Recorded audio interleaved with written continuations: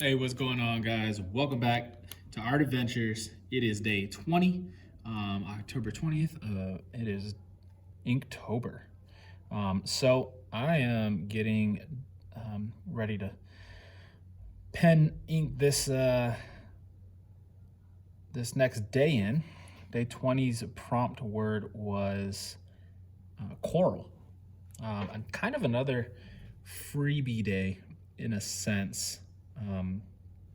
What I would call a freebie day is you can kind of put any type of character to it. It's not a specific character. Like Dizzy was, you can pretty much do anything you want as long as you can get it to read Dizzy. And so anyway, today's coral, I did none other than SpongeBob SquarePants. I did SpongeBob as an Among Us character, which I am doing. If you're new here, first, welcome to Art Adventures. Appreciate you guys stopping in. Two, if you guys have never seen any of my work as far as the Inktober goes, I'm doing an entire series based off of the Among Us characters, and I am doing my own character design with them. And I'm going to base each character that I do from the words provided in the prompt for the day. I'm going to do them as Among Us characters. So today's word of coral, I am doing SpongeBob, and I'm kind of doing him with a couple different things.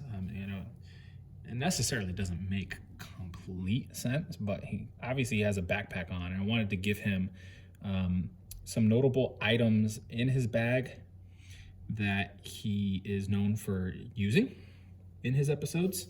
And so I gave him obviously his spatula for the, he works at the Krusty Krab. Gave him the spatula, and I also gave him a net for when he goes jellyfishing. I think the jellyfishing is definitely one of those things that I really enjoy, those episodes when he does that. Especially the first episode that they did it. It's a really cool episode. You think of like catching butterflies, and instead they're out there catching jellyfish, which it's kind of funny. To me at least. But yeah, so jellyfishing, and that's what I have his net in the back. It's kind of like a bamboo base with a net. So, but yeah, I wanted to give him something on his head, so it's not just a plain head, because it kind of looks a little awkward being a Among Us character and not being a square shape. It's kind of like this weird shape, and I felt like it needed something. So I gave him the hat, and in order to give him the hat, he'd probably have to have at least his spatula with him. So I gave him his spatula in his backpack because, Among Us characters don't have arms. So decided to do that for him. I'm gonna do the eyebrows with the fine liner, so I don't mess that up. I'm actually gonna do the hat with the fine. Let's do this. But yeah, the idea of doing SpongeBob is, one, amazing cartoon, genius writing. Two, everybody loves SpongeBob. So, and number three, using the word coral, I wanted to do obviously some type of character that would be involved in the sea. And I was going to try and do another Fortnite character. And then I was like, you know what, let me do a SpongeBob. I've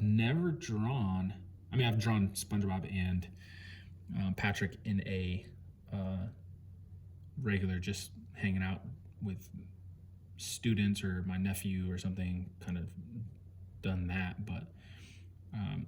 Among Us? No, I haven't done it yet. So decided to do the Among Us character as SpongeBob. And here we are.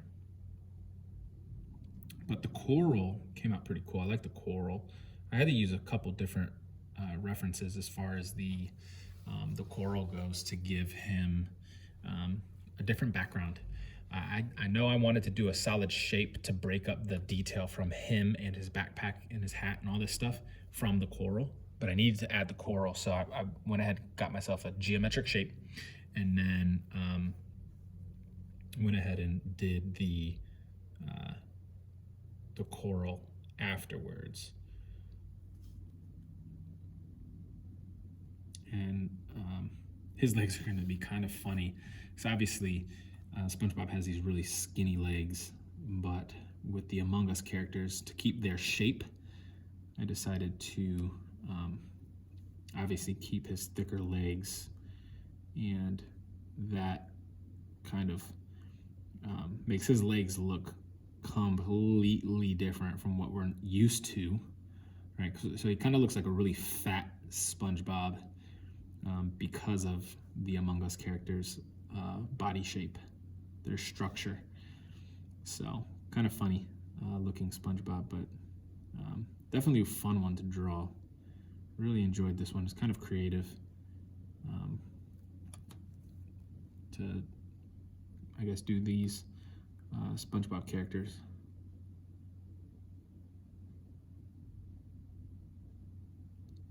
The sponge holes on his body, I'm not going to ink or outline because they're just going to be an off color, a darker color yellow as I'm coloring. So I don't have to outline those. Same thing with the freckles on his cheek. And then the rest of the detail inside the net, the spatula, the hat, stuff like that, I'm gonna do with the fine liner, so I'll get those done in just a second. I'm gonna go ahead and do the background.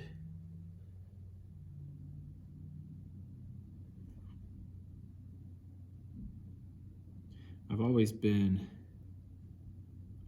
a sucker for artwork that involves like coral reefs.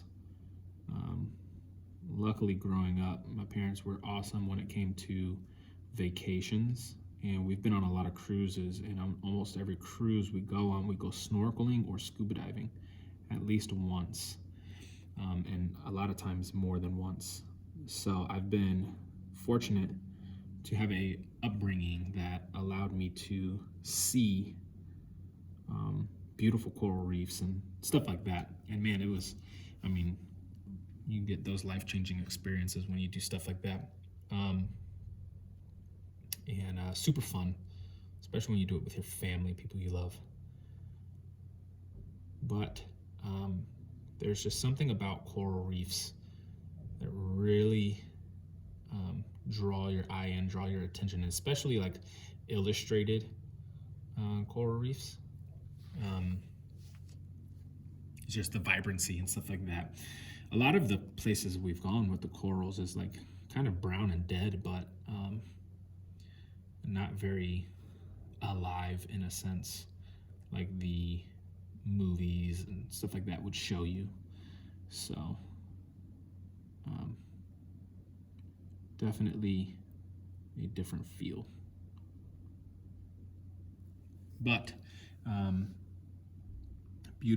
beautiful still nonetheless, especially when it comes to the wildlife, the sea creatures that you get to see and witness, and it's pretty cool. Anyways, yeah, I'm gonna finish up with this brush pen in a second. Once I finish this last coral, I'm gonna go ahead and switch over to that fine liner, get the extra details in. Actually, let me get these ground. I kind of did like a bumpy ground, like some gravel, which typically works wonders with this brush pen, because you're just kind of flicking your tool, and it just comes out great.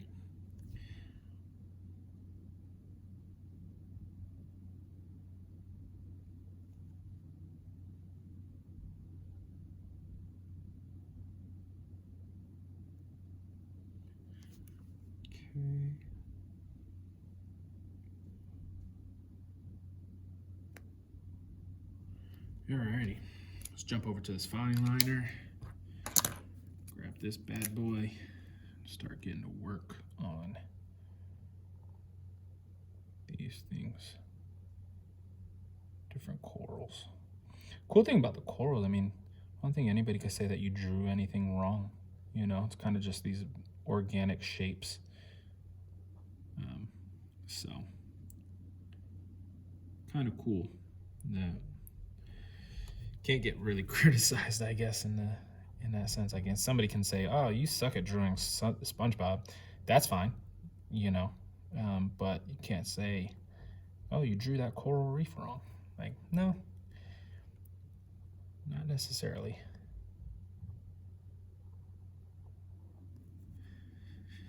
All right, there's that. I'm just gonna kind of go from left to right, and hopefully I don't miss anything with this fine liner that I was supposed to do.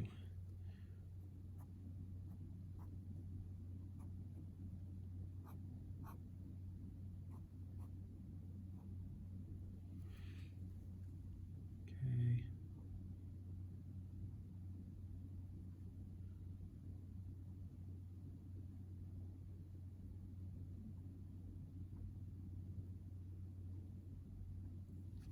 Alrighty.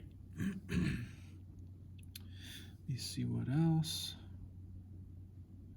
Oh, SpongeBob's got some pretty thick eyelashes, so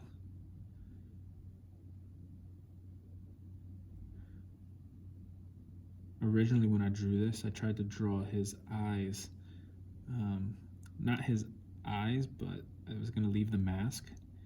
And I know sometimes they do some detail when it comes to his eyes being kind of like bulging out and kind of wrinkly in a sense.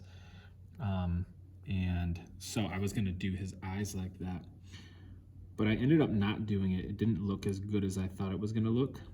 A good idea, but just with one massive eye, it didn't look good. But I did try to, you know, get a different expression on his face than just one big eye. It just didn't turn out how I would have imagined it.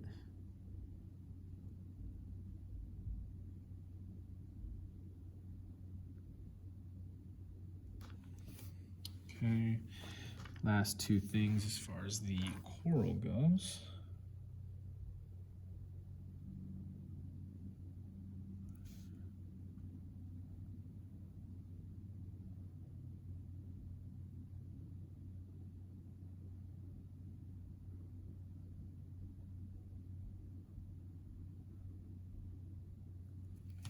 All right, and I'm gonna do one last touch up as far as this drawing goes, and what that's gonna be is I'm gonna do the outline of this geometric shape. Again, does not have to be perfect because it's just an organic geometric shape background.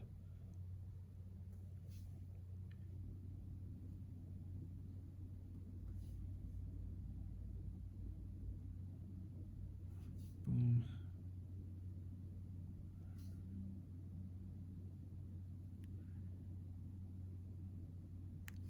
Alrighty.